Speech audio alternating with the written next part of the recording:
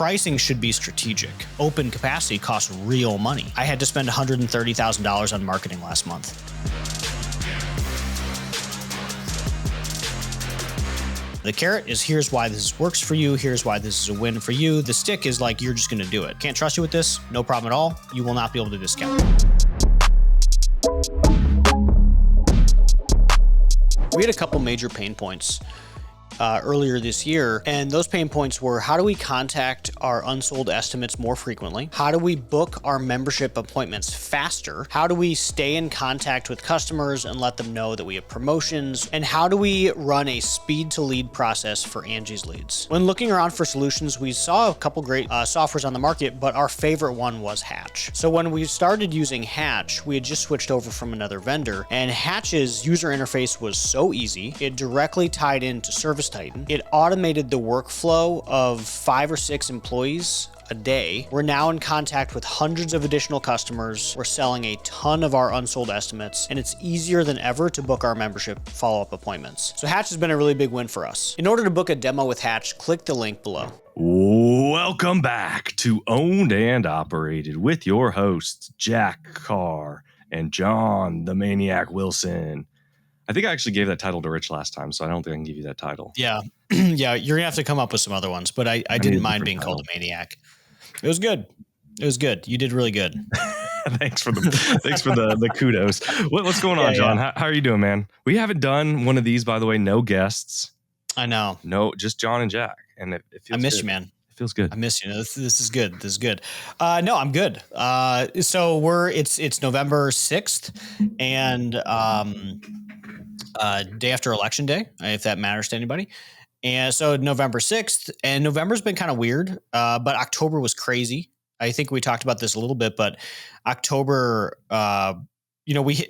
this year's been a really big ride for us.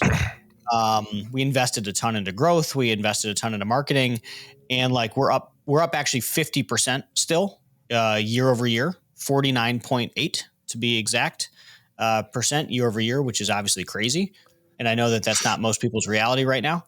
And October was just no different. We were up a little bit over 50%. And we set a new record in October, which was pretty crazy. Even if we discount the fact that there was 23 working days, our average per day. Yep. Our average per day was still much higher. So John, I'm not going to make a big deal out of this or anything, but we're up year over year, estimated by the close of this year, 100+%. No, I'm just saying, not like a big deal or anything. Okay, I got to catch up. I get it. Given the amount of millions is like 1 month of your revenue generation is our entire year. That's still a big win. No, I'm just joking with you, but that's really neat. Like that, really, it's kind of cool to see where we were last year and all of the things that you've been putting into place. The bets, the investments, that kind of the big boulders, and now they're starting to pay dividends. Like it's working. Yeah. I think I really do need to re-listen to some of these, but yeah, I mean, look, if you want to know how we did it, listen, because that's how we did it. Like we talk about it really openly in here. But yeah, big year. And then one of the big things we're trying to tackle right now is we're in budgeting season. This is the first time we've ever budgeted. It never seemed relevant because we were always growing so fast. But what I've since learned is you can just budget for growth. So we are aiming at about 34 million next year. That's our on budget target. And we believe we have all the different mechanisms to get there. And delightfully, all we have to do is repeat October a bunch of times. So it doesn't feel out of reach in any way. October actually, like, despite being a giant month for us, didn't feel like this like ungodly press to hit numbers. Like it just sort of happened naturally because now we do, the daily budget's $130,000 a day. So we're just producing you're moving at or from close to budget every $100,000 a day, day, which is keeps pretty the fun. doctor away to 130. So yeah, we're aiming at about 34 million next year. Very cool. No, that's really neat. I mean, it's interesting to see because I remember the processes that we were talking about early on, like when we started this almost a year ago, and the processes were different. You were dealing with still building, and now it's just implemented, and now it feels, like you said, it feels a lot easier. Given don't get me wrong, there's still everything that crops up and kind of refocus and all this kind of stuff. But in a world where a lot of companies are having a lot of trouble, it does feel good to do well. I mean, we had an awesome October also. It felt like everybody that didn't buy in June and July because they didn't want to finally pulled the trigger. So we had a huge amount of sales in October, not record breaking, but over, I think, 140% of last year over year for just a month, which is awesome. We're just going to try to continue that. And we're ramping up people and processes and vehicles to try and match that. So it's definitely something. But let me ask you, so we kind of talked about it prior. So the big rock that we're moving right now is price. So do you want to dig into some price today? How we get there? What that looks like and when to give discounts, all that kind of stuff. Yep. Because I actually think it ties pretty neatly to budget, because that's how we think about this. And this is something that we've gone back and forth on. I would say the problem that you're trying to solve, I'm not trying to like overblow it, but the problem that you're trying to solve, we have spent most of this year like working on. I don't think we're perfect, but I think like we've spent a ton of time on this, so I feel pretty comfortable. So how about you describe the problem, and then we can start riffing on it. Yeah. So the problem initially started in plumbing. So HVAC, we have no problems. I think we're really close to market rates. People are happy with their pricing. Our guys are happy with their pricing. There's no issues with pricing on the HVAC side. We are still building the plumbing department, and we had pricing set in based on our worked hour average to generate our flat rate. But within the mix, something got messed up and we entered in a bunch of prices wrong, and it made it a nightmare for everyone. So we said, okay, here's what we're going to do. We're going to go ahead, get Pricebook Pro. They have some great features. We're not sponsored by Service Titan yet. We still always have a chance, Service Titan, if you're listening. But we utilize the feature. It's great. Like, it really helped us get to a baseline. But now, like, it's not so much now the price exactly, because I still think we're priced accurately for the market in plumbing. Because I know what other plumbing companies are doing from kind of secret shopping. But now it's like how to make it so that pricing does not become a sales issue. Does that make sense? How do you get your team behind the pricing structure? Because I think this is kind of what we in the trades, actually across all the trades. I know I had this conversation 2 years ago in HVAC. It's like, how do you justify to your team a $300 P-trap when they know that the part's $40? And so then they try to discount it and discount it and discount it to $90. And you say, guys, you cannot discount a $300 part to a $90 part just because you don't believe that it should be that, like, or you can't sell that based on you're not providing value in other ways, shapes, and forms. So that's our world right now. And I know a lot of other plumbers are on the same page with me. I mean, I've talked to a few guys about this and same issues. So what's the magic bullet? Is there a silver bullet here? No, I don't think there's a silver bullet. I think there's a lot you can do though. So we can cover like the spread of like steps you can take. I mean, can we start off on like how did you set, what was your mindset and framework around setting your worked hour average, whatever that is? I don't need to know the number. But like, why that? Yeah, we backed into it. So, setting pricing in the trades per hour can be anywhere from like $80 an hour to like some companies charge like $900. It can be anywhere. So like basically I give you that range to say it can be anywhere along that line. And there's a few factors that you take in mind. One, what's your cost of doing business? Like literally what's your overhead? How do you cover it? And then how many hours a day do you actually expect each technician to be hands on the tools, which is efficiency. So how much is your efficiency? And the downside of being like a home service company is efficiency is actually kind of low because you have to drive in between jobs. So you might be a 30-40% efficiency shop. And if you need $2,000 a day to cover your time and you're only working for 4 hours, then you might be at $450 an hour, which obviously sounds like a lot of money because that's what attorneys charge. But attorneys get 10 billable hours a day to cover that. So they might be doing $5,000 a day. Plumbers only need 2. But efficiency is the big nut to crack here. So you take your overhead, you take your efficiency, and you figure out what you need per hour. And so is that the basic formula? Basically, yeah. So, but with that, right, you run into a few, I don't want to say buts, but you run into a few things, right? It's like I guess, how do you determine what do you need per hour? Basically, it's efficiency, what's your overhead, and what's the tech's earnings. That's going to be like the big things that determine what you charge an hour. And you could be good at $200 an hour, which again might sound like a lot, but if you're only working hands on the tools for 3 hours a day, that might just be $600 a day, which isn't a lot. To quote Ellen Rohr, though, right? It really shouldn't be your current overhead. It should be the overhead if you were able to offer what you want to offer your team. So that means the vehicle, right, the 401k package, the benefits.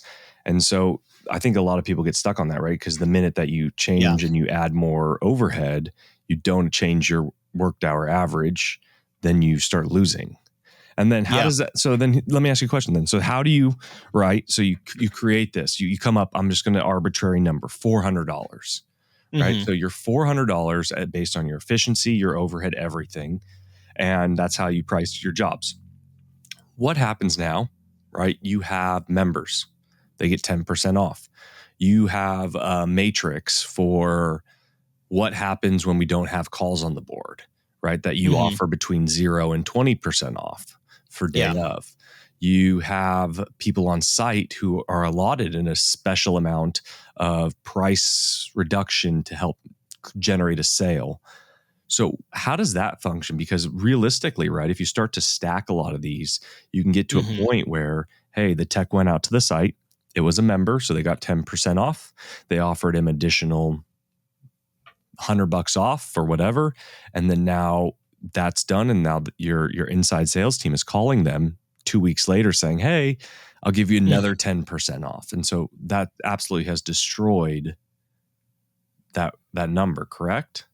Or what am I missing here? Sort of. Yeah, sort of. So the idea, like the big one is, are you pricing right? So I think let's start back there and we'll add a calculator, but like you might need to be priced higher than you are. So if you're $150 an hour flat rate, like realistically, maybe you have to be 300, which I know sounds like a lot, but again, if we're going off of efficiency and your guys, everyone is less efficient than they think they are. Mm-hmm. So if I open up your company and I like dive into Service Titan, I bet you think that you're 60 or 70% efficient. And I bet you're actually 30 or 40.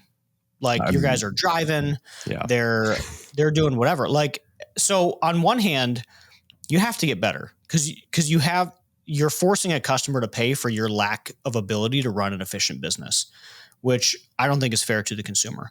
So you have to get better. You have to figure out your routing. You have to figure out supplies, whatever it is that is preventing you from running an efficiency-based model. You still have to be priced right. So we'll add the calculator, but like, let's say that we're working off of like $300 an hour flat rate, and your efficiency is 30%. So 30%, which I would say is actually probably like, okay. Yeah. It's really hard for a company to get to 50%. So 8 hours times 0.3. So 2.4 hours a day of time times $300 an hour. So that's $720 a day of revenue out of that truck, which is low. So, the things to work on there is like average ticket or whatever. So that's $3,600 a week. I personally would not be excited about those numbers, even at the high price. So this is a good example of like, that's probably happening somewhere. And what do you do in that case is you teach them how to sell more stuff, do sales training, that type of thing, or you get their routes more efficient. Because if they obviously need to ramp up, because charging more doesn't really solve the low efficiency. But you figure out what your price is, you figure out what your price has to be. And then once you figure that out, let's say it's this $300 an hour. Let's just keep using that example. If you go down to, 270, because you're because they're a member discount, and then you have to give another 10% off because you have open capacity, then yeah, you're down at the 210s, and maybe your break even per hour is 210. And that's back to the conversation of, are we priced right? So maybe in this case, 300 isn't enough. So when we're working through break even, we want to be working through what's our break even by hour and what's our break even by month. Because most of the time when we're making strategic pricing decisions, that's really the nut that we're trying to crack. So I'm gonna take this hourly example, I'm gonna blow it up to a month. So overhead. So my overhead every month is $700,000. Real number, $700,000. That's my overhead. So I have to, in order to be profitable, I have to drive $701,000 of gross profit dollars. Ignore the margin, ignore anything else. I have to drive 701 gross profit dollars in order to be net profitable, right? Mm-hmm. So all that we're trying to figure out with an hourly is like a condensed version of that. So if I'm $700,000 and I'm going to do $2 million of revenue, then, and I run at a 45% gross margin, was I profitable? Let's figure it out. I was net profitable by $200,000 that month. So 10% profitable. So I might, in that case, be a little bit froggy. Maybe I can get dynamic with pricing because maybe I have 2 days left in the month. I did a 10% net profit month. I feel good about that. And I'm like, okay, my guys have nothing on the board tomorrow. I'm already 200,000 over my gross profit need. I covered my overhead. I'm net profitable. And any additional dollar is just going to go float to the bottom. So sure, I'll take that 50% off job or 40% off job because it keeps my guys moving. I'm gross profitable for the month. And if you take the hourly conversation and the worked average hour and you blow it up to monthly, like it's the same math. You're just dealing with bigger numbers, but it's the same math. So can I take a big swing down and get froggy with pricing because I've covered my break even? Does that make sense? Yeah. So you can get more dynamic and get more flexible after you reach that specific number. But I mean, yes, so I'll describe how we use this really quick. Okay. So that's helpful. So I need $700,000 of gross profit dollars in order to cover my nut. And that's an important number to know because once you know your break even and your break even is consistent, those are the two most important parts, then you have all the information you need to make good decisions. Because if I cover my break even, or if I'm close to covering my break even and it's the 20th of the month, and I'll be in the black in a day or two, I can take 40% off. So the way that we use this is one, how do we make sure we can be dynamic with pricing? So we try to run lean.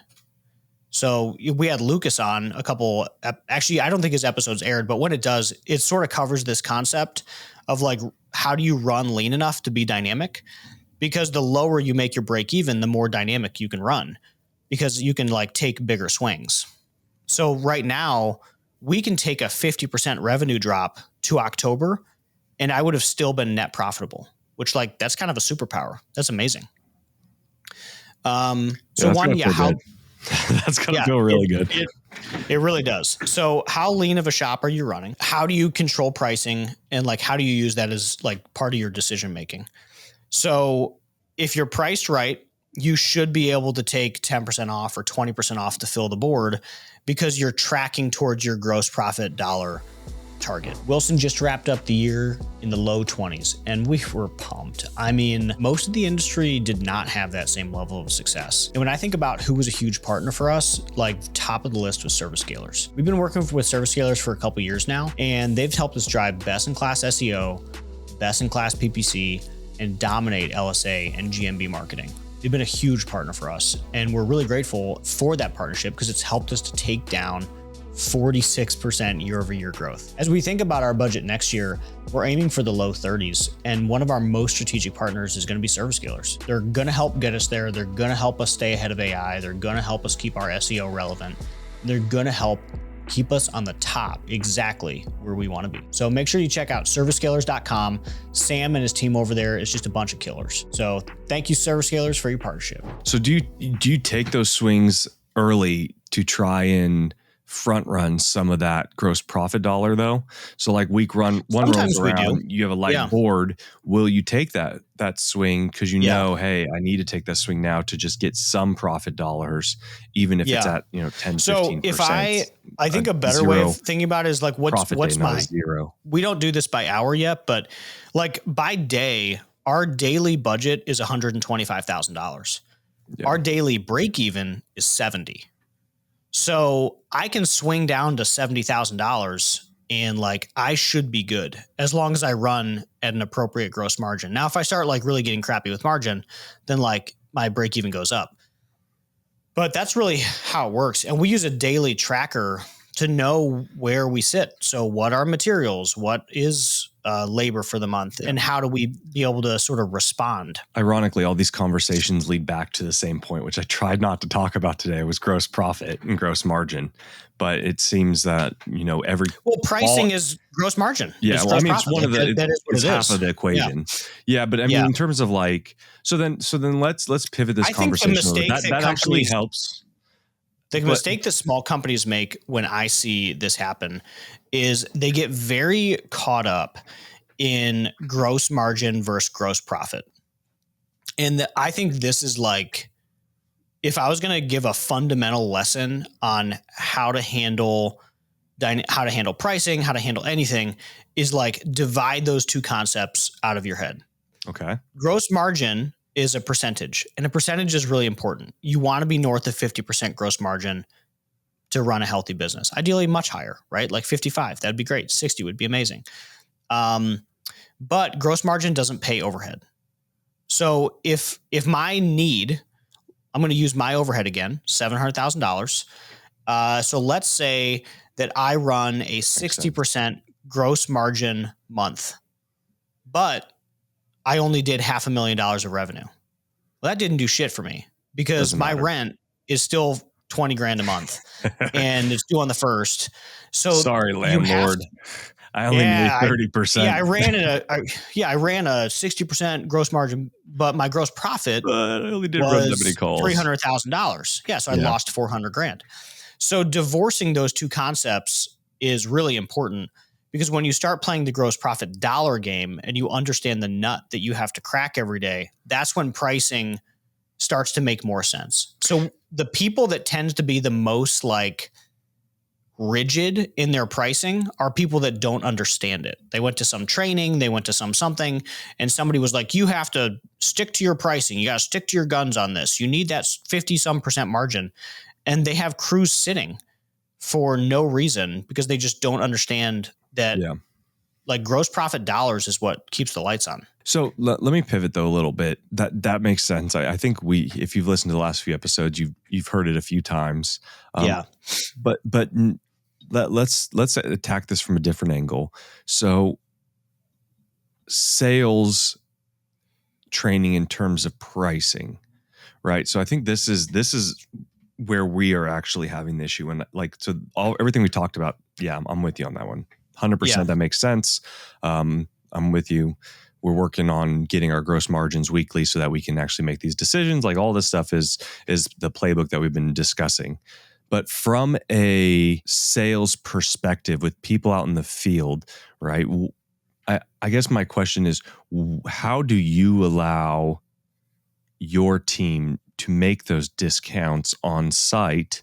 And what do you do about objections that from your team, not from customers, but from your team, that your prices are too high? I'm going to first start with, I know I just said you can get dynamic with pricing, and I know I used froggy a few times. I think that's a funny word.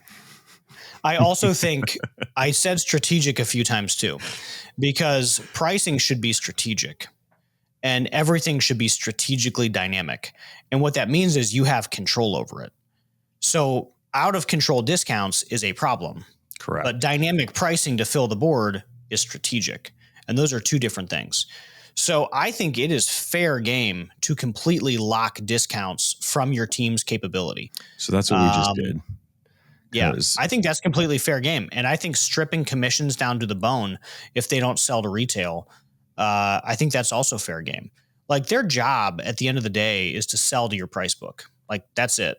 And your prices are probably fair unless you're charging $2,000 an hour. Like your prices are probably fair and market. And then just doing a lot of training around like, hey, why does this cost this much? Why does it need to work like this? That's how we would approach it. But yes, pricing should be dynamic, but it should be strategic. And if people are discounting your margin and without your say so, correct, then that's when it needs to get sliced. But so then how do you handle the training portion on that? Because, right, I feel like I'm beating a dead horse here. Like, and so part of the reason we went with PriceBook Pro is they actually have a regional pricing like tool in there that tells you how close you are to the people around you in your market. And so we're using that kind of as a proof to just say, hey, like we are the average price. Look at like, this culminates all the data. But like, what does the training look like around that? Because we've gone through the training on like why we have to be priced this way. Who pays for the trucks? Who pays for this? Who pays for that? It's all the customer at the end of the day. What's the training to, maybe it's like an overcoming price objection training or overcoming like your mentality of putting yourself in the customer's shoes? Like where does that training start and finish in your world? You do need to do some of that. I think you need to do a lot less of it than you think. Everybody knows everything's expensive and they've worked at other shops. So it's no big giant surprise that other things cost a lot of money. Yeah. I mean, especially they're ex-Hoffman employees and we're less than Hoffman. Yeah. So like my take is this is a classic John's. I have two phrases for this. So one, it's easier to force people to do their job than ask them. Yeah. So like take away the rights. Like, hey, great. Can't trust you with this. No problem at all. You will not be able to discount. Happy to do it. Let me know when you're ready to, earn those rights again. Cause they know like they're coming from somewhere else that's more expensive than you. They're just throwing up objections so that you try to make it a little bit easier on them. But it really doesn't matter. If this was 10 years ago and everyone was like, oh my God, flat rate. No, it's 2024. Everybody understands how this works. Like, let's stop bullshitting around. We have people come to us from shops charging like literally twice and complain about our pricing. And I'm like, I know they're hourly. Like it's literally twice. Like I know their owner. Stop being dumb. The other one's carrot then the stick. So my typical way of change management is going to be carrot then the stick. The carrot is here's why this works for you. Here's why this is a win for you, the customer, the company. The stick is like, you're just going to do it. Yeah. And it's usually my progression. It sounds like we're doing the right things then, because that's what we've moved forward with. And then, I think it was a bit of a model issue as well. I mean, to be blunt, and maybe I'm saying too much on recording, but we went from, I think the issue came back to like, when you allow those discounts to kind of run rampant, what we were seeing was this feeling like allowing people to discount combined with performance pay without any kind of guardrails creates this really bad situation where we've had that too. Yeah. The tech views it as like, okay, I could charge full price, make my commission or zero, or I could charge this lesser price, still make a commission and not make zero. Like this is a for sure middle ground. And that's why I feel like all the gurus will be like, did you do sales training? Did you do whatever? And it's like, no, they're like, these guys literally know this. They know. And you're just being taken advantage of. They were at a shop that was charging $400 more an hour than you. They know all of it. They're just throwing up a stink because you haven't docked their commissions yet. You dock their commissions and boom, it goes away. Yeah. So we started that this week actually, is letting them know like if the amount of commission that we lose on this is the amount, or the amount of margin we lose on this is the amount of commission. It comes from somewhere. And that is your commission structure, unfortunately. So, I mean, it sounds like we're making all the moves. We're just in the early stages of it. And like a big warning to people as they start moving into performance pay and allowing discounts and all this kind of stuff. Like this is definitely one of the pitfalls. We have felt it for the past few weeks and now we're not going to feel it anymore. As well as it took us like 6 months to get there. We had people like getting full commission on like 20% off, and it's like, I mean that sucks. Now I don't think they need zero, but again, and they were just sort of taking advantage of the system too. But yeah, but again, everybody knows. It's just like, we're going to pretend to throw up a stink. We're going to pretend, oh no, that's not fair. Like the last place they were at did that. And it's because, a business needs to cover its rent. It's not a complicated concept. I think like they pretend to be dumb, but like they all get it. Yeah. Which is fair. I mean, anytime that's why anybody they find throws up these in the beginning. Yeah, like I have just such little patience for like, if you're genuinely a new tech, I'll be super excited. Like I'll be really happy to walk you through it and like explain how this all works. But like if you've been at a few other shops and the other shops are more expensive than us and you're just trying to play games, like my tolerance is almost zero for that. Just because it's like, you've been trained at 4 shops now, the one track exercise, like, you think you're going to take advantage of it. Just like, shut up. Very low patience for that type of bullshit. Yeah, it's fun going through these lessons. But honestly, that's how you get through them in the long run, right? And so, it is what it is. But that's interesting. Do you think, though, bullshit aside, what are some like really good sales training exercises that you provide your employees that you feel like, whether HVAC, like just kind of really general now, that have these exercises have really opened their eyes or shown them like, I think explaining the value that we bring. So like, hey, we bring 20-year tradesmen. They're like, this is their craft. Like this is what they do. We bring 4 trades. We bring all the expertise. We bring capacity, which is kind of a big deal. Like one man trucks or one man shows or whatever, they don't have capacity. So like, they might be half the price, but they won't be able to fix your toilet or water heater for a month. We can do it in an hour. And that's a big deal, but open capacity costs real money. Yeah. Scale costs real money. Like our ability to be there and be there fast. Our ability to pick up someone's emergency phone call at any given time cost me $100,000 a month. And I think we talked a little bit about this with Ellen, but we've started doing open book management partially for this reason. Mm-hmm. Like, guys, this is real money. This is real. There's 100 trucks on the road.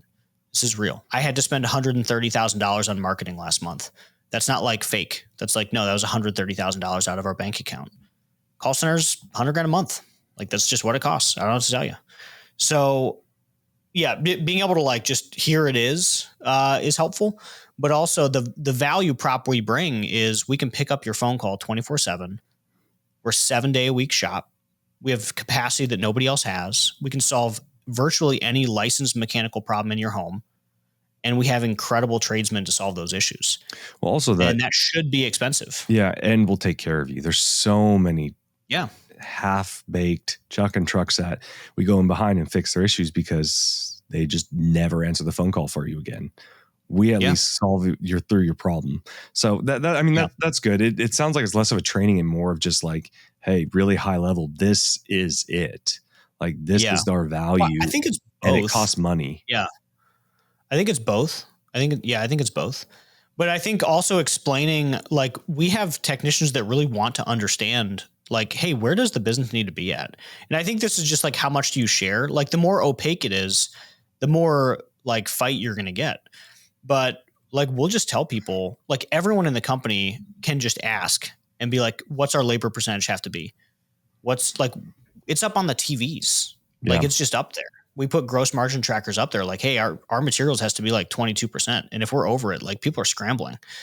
So that trap exercise earlier, like most of the company would be able to look at that and be like, well, yeah, we're over on materials. Like, duh, that's a pricing problem. So I think like how much do you share helps.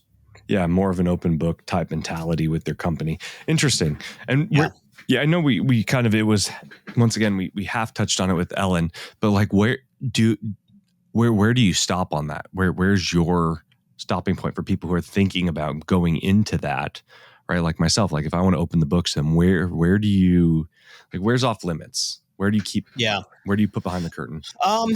We've just started doing down to net with our leadership just because it feels relevant. So Yeah. But it's also like we're tying people's bonuses to it. So like, hey, To net. in my mind, maybe this is part of the conversation. So like there's a way to do, depends on where you sit in the company, your weight of your bonus is different. And the weight is going to be based off of revenue, gross margin, EBITDA, and your EOS rocks. Mm-hmm. So maybe we do a whole interview, talk just on like management bonuses, but those are the 4 things that we weight leadership bonuses on. So if you're a frontline manager, like service manager, install manager, 60% of your bonus is based on gross margin. Like, did you hit our gross margin, our gross profit targets? 30% is based on EBITDA. Were we successful as a business? Like, we should all care what our earnings was every month. And we have to hit budget. And the final 10% is, did you complete your rocks? We're an EOS company. So like, did you do what you said you were going to do? One of our core values is accountability. So we tie your compensation to it. So those are the 3 ways that our frontline leaders, and that's 100% total. If you're a senior leader, then it might be 60% EBITDA, 30% gross margin, 10% rocks. So it's like where you sit inside the company determines, like how much weight each portion of that has. If you're a salesperson, you have a ton of gross profit control. So like if you discount, your commission gets discounted because your revenue mainly, and then gross profit second, because you do control gross profit. So that's how we think about comp. It covers a few different areas, but we do track it down to net. So when we're sharing our results each month, like, hey, did we hit our net margin target? Yes, no. Did we hit our gross margin target? Yes, no. Did we hit our revenue budget? Yes, no. And then each person, they have like a calculator that they can figure out how much they made off of that. So we think sharing openly is needed because we're basing their compensation off it. Yeah, that makes sense. And we want people celebrating when we hit 20% net margin months. Not just me as the ownership, as a part of the ownership group, but like we want like everyone to be like, yes, we did it. That's a real thing. We did 22 last month. Sweet, man. That's super helpful. I think that gives me some direction here today, and hopefully helps out the listeners who are also doing pricing issue. Because I know that when you're saying that like you're just getting that down, like you feel like I'm like, we're like a few months into it. I would say that this is something we've been working, and it became way more relevant because we added inside sales. So all the way up until last year, like late last year, we were that small company that was really rigid with pricing because we didn't understand that an empty day is the worst enemy. It's like an empty plane seat is the worst enemy. Yeah. Because an empty plane seat, like it costs X amount of dollars to fly that plane. An extra $50 sure would be helpful. Yeah. So that's, the enemy of success is just like what could have been. So we try to fill all our plane seats. So we only got this dialed in because inside sales really accelerated it. And then HVAC sales has really also accelerated a lot because that's a little bit more of a sales driven thing than plumbing and electric. But as we've gotten better at it, we've dialed in commissions, we've negotiated materials, we've nailed down the inside sales program. We've figured out like more capacity. So like if I'm open tomorrow, what does that mean for my discount? If I'm open 2 days from now, what does that mean for my discount? Yeah. Because ultimately the only thing that we know that we have to hit every day is daily budget and filling the board. No, that makes a lot of sense. Let me ask you one last question. Super nuanced, tactical, specifically for myself, just because I'm selfish here. Nice. So inside sales versus performance pay, right? So you've started an inside sales program, or you've tasked somebody internally in your company to do inside sales. Your frontline team, your service techs, they're paid partially based on commissions of sales, right? So what does your inside, like the dynamic between, how does it flip over to inside sales? What's the time frame? If you don't mind saying this live or on recording, but what is that time frame? And then what does the commission change to? Is it change to a spiff? Does it just completely go away? What does that look like? And then on top of that, how does that affect flips rather than like actual flips, like unit flips and large ticket flips versus sales? Yeah, so it basically flips at 24 hours. Everyone says they're going to follow up, but like we need control over that because the job is to fill the board. Like ego just doesn't matter. And if we discount, we take off of anybody in the company, like we're going to take some percentage off. So inside sales, maybe it's a 3-2-1, where if they discount, it goes from 3% to 2% to 1. But yeah, discounts get discounted commission. So after 24 hours, we split it at 24 hours. So after no, and then the tech gets $0 from that if they don't sell on site, essentially. Yeah. Okay. That's what we figured. I mean, I can't imagine a system that works in any other way. But I just want to make sure I'm not out of left field. Plus, I'm pretty sure most anybody that does inside sales does it some way similar to that. Time frame changes, percents change, but essentially that's the root. And then with that, right, that doesn't equal a flip though, right? So if you go out and you flip a water heater, you don't sell the water heater on site, but you flip it over to a salesperson, right? A plumbing comfort advisor or project manager. They still get the flip percentage no matter how long that goes out, correct? Right. So I just wanted to make sure that we weren't off and being a bunch of assholes. No, I think you're good. Awesome, man. Sweet. Well, this was a good conversation. I like it. We hit a lot of tactical, we hit a lot of nuance, and then we also hit a lot of high level on kind of theory and how you should be doing stuff from kind of 3,200 foot. So that's awesome, man. Yeah. Good for you. October was awesome. I'm excited. October was good. And what's been really fun is like November is going to be a little bit weaker than budget, unless we can really like go crazy and turn it around.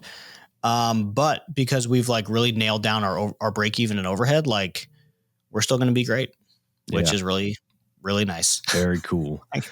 It's been working towards that for about a decade. Yeah, right. It's only only 9 years. Only 8 years, 9 years to get only there. Only 8 years. Yeah. Awesome, man. Crazy. Thanks everyone for tuning in to Owned and Operated. If you like what you heard, check out ownedandoperated.com.